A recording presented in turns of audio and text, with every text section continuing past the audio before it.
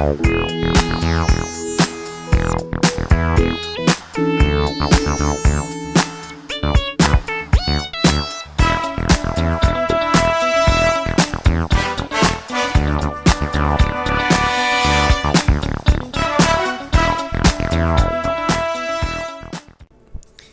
Carbonauts, and welcome to the AlTi Corporation's Science Division. I am Professor Camulus777. This show is going to be dedicated to optimizing your science so that you get the most out of each of your missions. Let's create a new game real quick. This is going to be in the new campaign mode, obviously. Start new. Haha.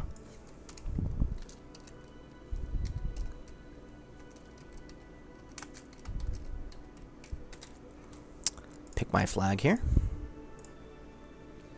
Make sure career mode is selected. So a lot of people have done some videos on, the newest update, 0.22. Of course, we now recognize the Research and Development Center. Before, this was not here, and a few other things were a little different too. This little building was actually over here. We still don't know what that building is going to do. We've got this new road system that kind of connects everything. The runway has some adaptations to it, lighting in a much less steep incline. But here's what we really want to look at, is the science. So there are some new things that they added. Since this is career mode, we don't have all the parts yet. In Sandbox, you've got all the parts. You can just make your ships, and if you watch any of the other videos, like KSP Naval Academy, you can see that lots of cool ships can be built out of many different parts. Well, so far these are the only parts that we have. We have the Command Pod Mark 1, this rocket, which you can't see the title for. I'll probably look at it later. This solid fuel rocket, the RT-10, the fuel tank, this modular girder segment, which actually comes in handy, trust me, and then your Communitron 16, and the MK16 parachute, which doesn't have a little icon, but they'll probably fix that soon.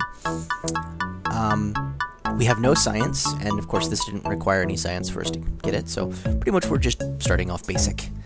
Our next level of science will get us some new fuel cans, and a new science module, the mystery goo containment, and of course the stacked decoupler, which is very, very important. And it's going to cost us 5 research or 5 science. Since we have none, we need to launch a mission. Now, our goal is to get to the Mun. Probably not in this episode, might take 2 episodes, but we can get to the Mun, and I'm going to show you how to get to the Mun in only 4 missions. So we're going to have a basic mission. Here we are in the vehicle assembly, VFAB, something like that. I can't remember all the acronyms. We're going to call this the X-1, go through it real quick. And here's what we'll need. Command Pod 1, since we don't have anything else. We're going to need fuel, and a rocket, a parachute, and these antennas. The Communitrons, or any of the antennas, are no longer just aesthetic, because everybody was using them as aesthetic parts for a while, building spaceships and warships, and some people were building some cool colony ships and stuff. These looked really cool when you activated them, but they didn't do anything. Well, now they do something. These are necessary for transmitting data. And I guess depending on which unit, it transmits a certain amount of data. It also uses a certain amount of power, so you have to be careful with that. It actually says here. Let's see, so you can look at it. Resources required, electronic charge requires 10. Packet size, so it requires 10, an electronic charge of 10 per 2.0, I think MITs is what it's called. We'll get to that later. Then we got our parts, so we have electronic charge, we have 50. So we could, without, getting any more electricity or generating any more electricity, we could probably do, let's see, how many packets? Let's add that up. We could do 20. A packet size 20. So, we've got our X1. Let's save it. And launch it. Alright, here's the X1. We're going to do a quick pre-flight check. We're going to fix our parachute. And let's separate the engine. There we go. This way when we launch, our parachute doesn't launch off first. And step 2, we're going to right-click on the command pod. Now you see control from here, rename vessel, toggle torque, all those we're familiar with. Now there is a crew report, which is a part of the science. We're going to do a crew report real quick. You're going to see a crew report from Launchpad, receive crew's assessment of the situation, the data size, so it's 5 MITs. We know this transmits at 2 MITs per transmission, and it costs 10 power per transmission of 2 MITs. So it would require 3 transmissions, because it kind of rounds up, and it's going to cost us 30 power to transmit this. The science value is going to be 1.5. So this is just a quick audio-visual little report that Jeb's going to give about, oh, I can see out the window, barely, because it's a square box the size of a milk carton. There are blinking red lights everywhere saying danger, warning, do not touch, those types of things. And it gives us 3 options of what we can do with Jeb's data. We can either discard it. So we're going to discard the data real quick. It actually doesn't really do much, because we can just go back to the crew report and the same amount of science is achieved. I guess it just makes it so that I don't want to do this experiment now, I want to save my storage for later, it's fine. We can keep the data, which we're actually going to do, and I'll show you why we're going to do that in a second. And then we can transmit the data. Now these two are kind of different. In this case they're not really, but they're kind of different. If we transmitted the data, in this case we'd get 100% of the data. All it is it's data. It's nothing physical, it's just digital. So that's why we're getting 100% of it, because we're just going to wirelessly transmit it back to the command, and they're going to give us 100% of the science. So we're going to receive 1.5 science, whether we keep it and retrieve the craft later, or whether we transmit it. Now I'm going to keep the data, and I'll show you why. So if you have data, what you can do is you can right-click, and you can actually transmit this data, and you'll transmit all of it. So if you have other experiments that you don't want to transmit, don't do this. But you can transmit the data by clicking on transmit. Or you can go back by right-clicking, and now you see you can review the report. You can get a new crew report, and as we review the report, it's the same thing. So we're going to transmit the data using the crew report. Watch our power drop. This little thing extended, and now it's going to retract again, and it shows that we've received 1.5 science. So that was our first, or technically our first experiment. That was our step 2 in our pre-flight check. Now we're going to go EVA. For our next pre-flight check, now Jeb's going to assess whether there's any cracks or stresses on the hull, anything like that. So he's going to do an EVA report. So this is another research,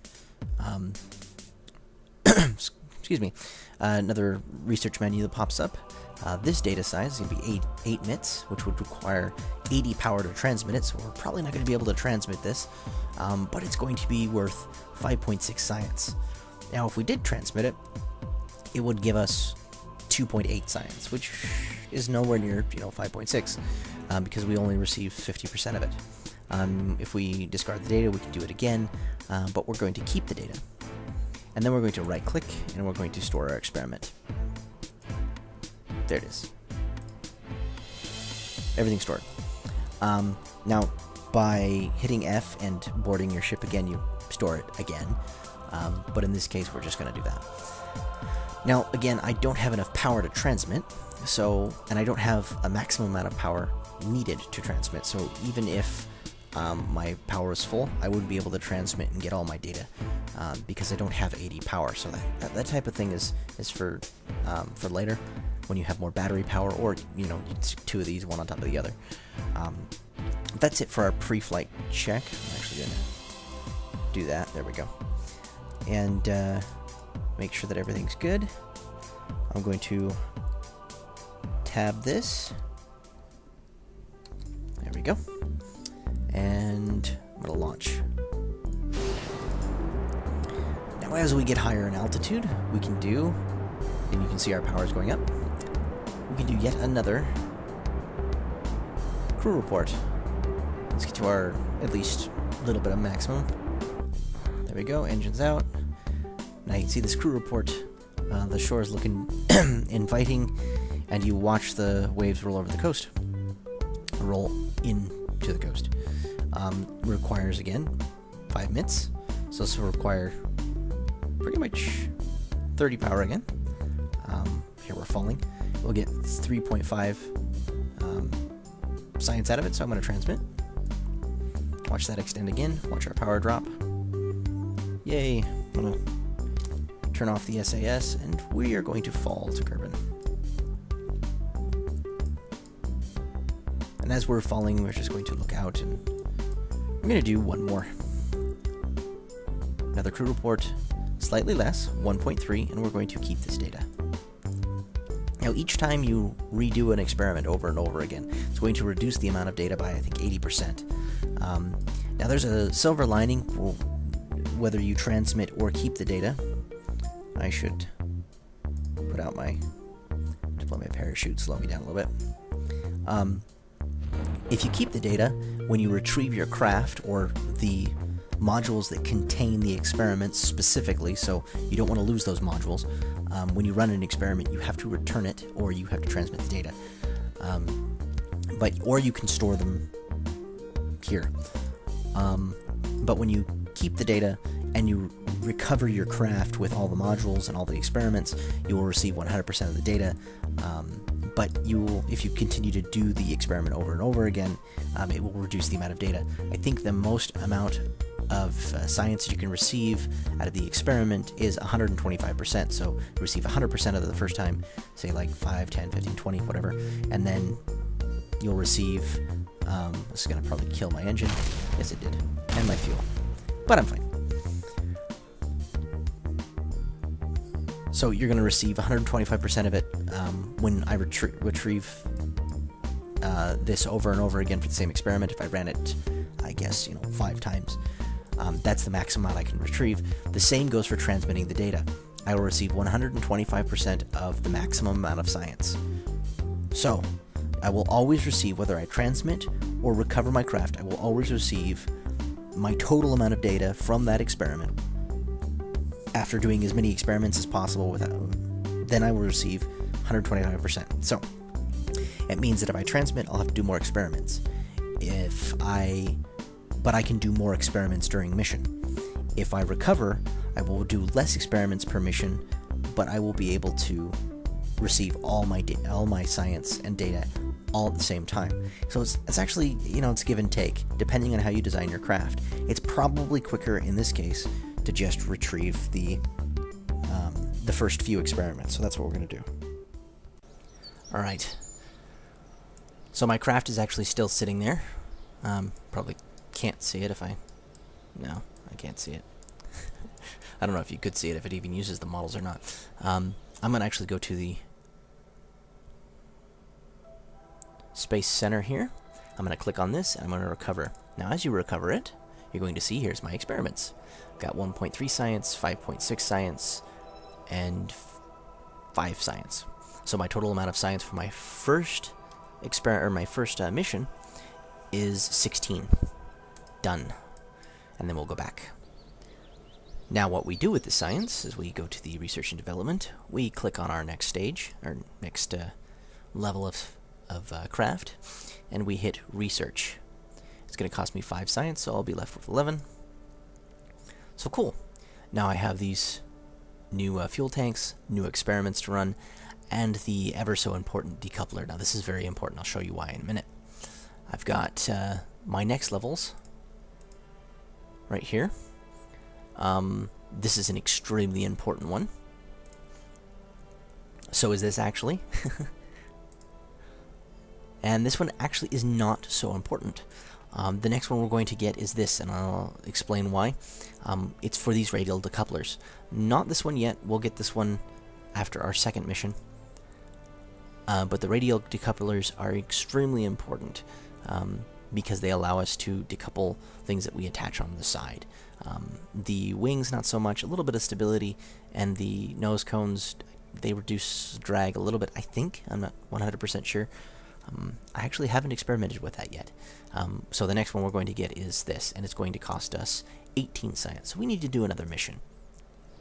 So we need to develop our X2 craft with our new parts.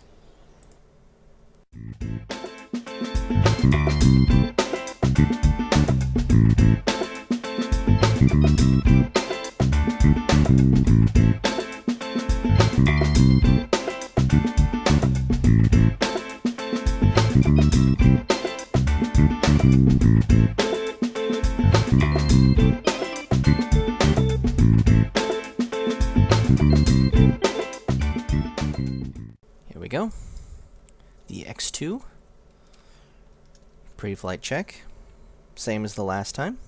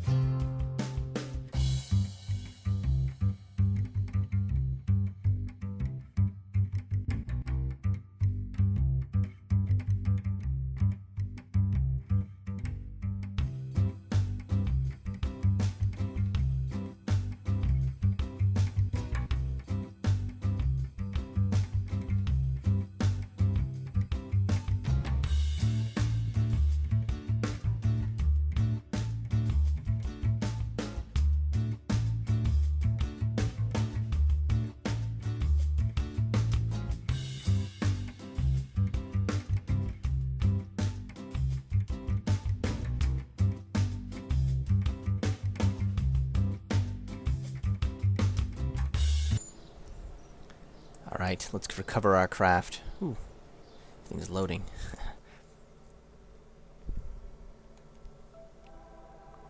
See, we've got Jeb here, and the spacecraft. You actually get science for recovering your craft, not just for the experiment. So if you have a craft that went further than the last one, you can recover that one as well. So I'm going to recover it. You can see crew report from Kerbin's upper atmosphere, EVA report, recover a vessel after suborbital flight.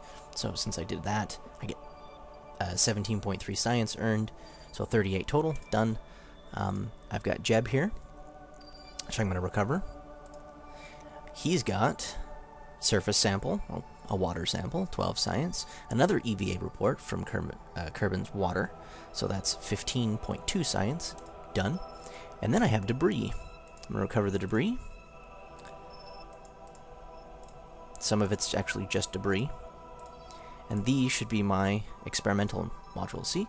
10 science for that one, 63 total. 7 science for that one, 70 now.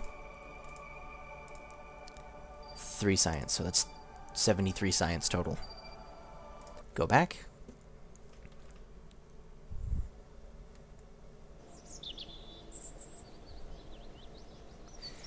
And now we open this.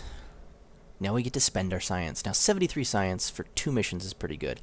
I actually could have more, because I should have done, in our first mission, I should have popped Jeb out again, because he can store, could have stored another soil sample and things like that. I would have more science. I should have done that.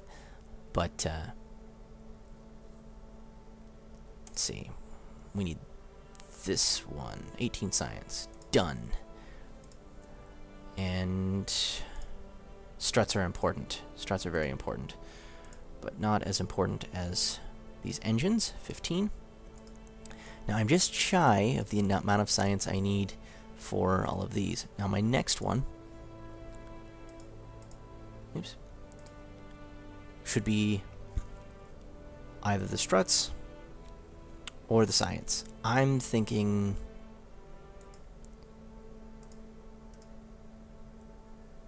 well, let's get this one just in case. There we go.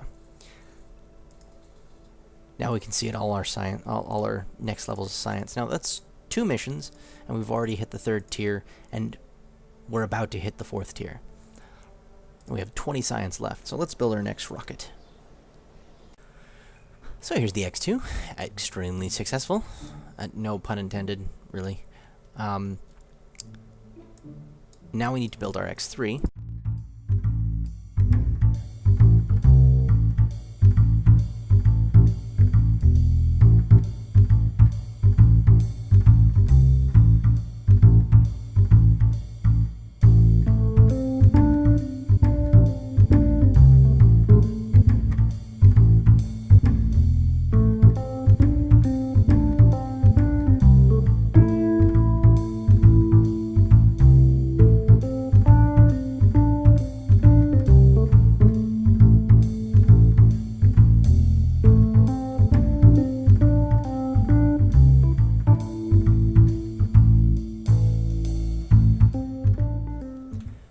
The X3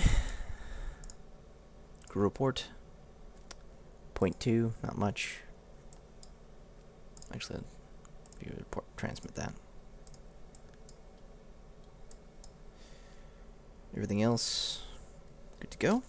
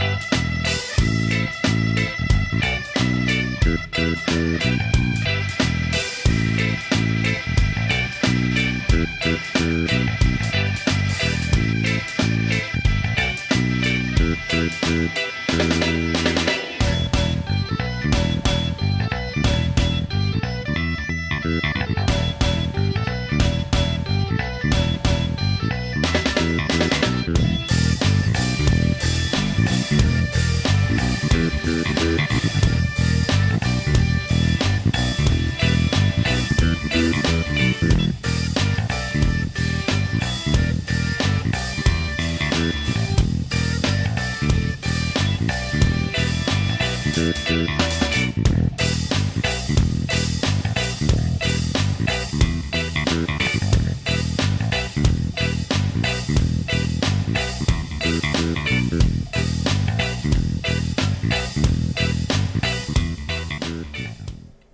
we go. Chute should open any second now.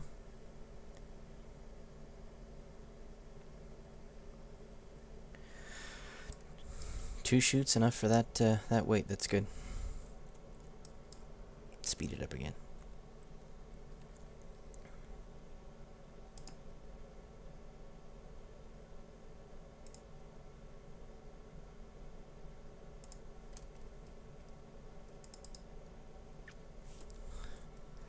Should land nice and soft. These legs, these nice new legs, are really good.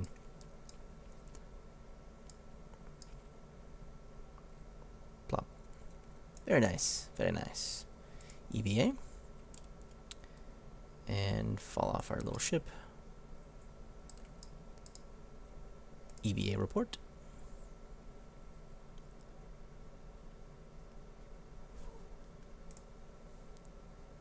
And surface sample. That's what I wanted. Lots of sand and rocks here. You're thankful that you've been in the climate control environment, because it sure looks hot out there. The sand is dry and loose, and it looks like it's going to take some effort to clean off your gear afterwards.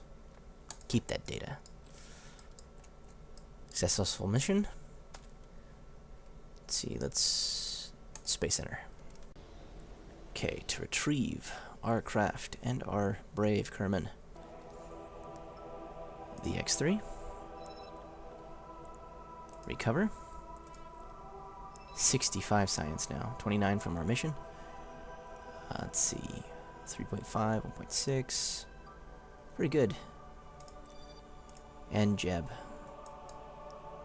What kind of information does he have? 11.4.